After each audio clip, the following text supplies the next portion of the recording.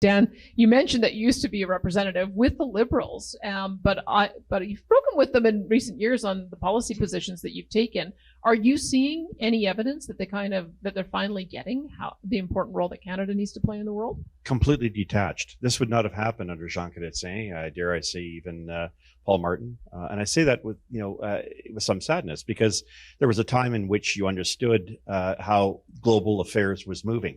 Instead, we have a foreign minister who thinks it's more important to get involved in issues of censorship, as opposed to recognizing through trade and other opportunities that are there.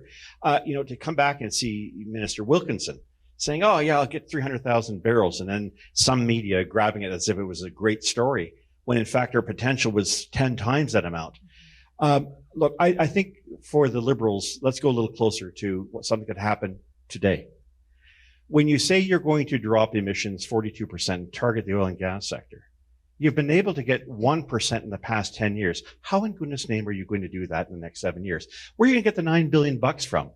My guess is that this is really about virtue signaling. This is not about leadership. This is not about responsibility, because the crisis hasn't really hit them yet. Now, perhaps they know there's a crisis there. It's why they've jumped in bed with the NDP and they've decided to hold on for dear life until 2025. But there is an awakening, as I mentioned earlier, in Canada. And the reality is that this government seems to be completely aloof and adrift from reality.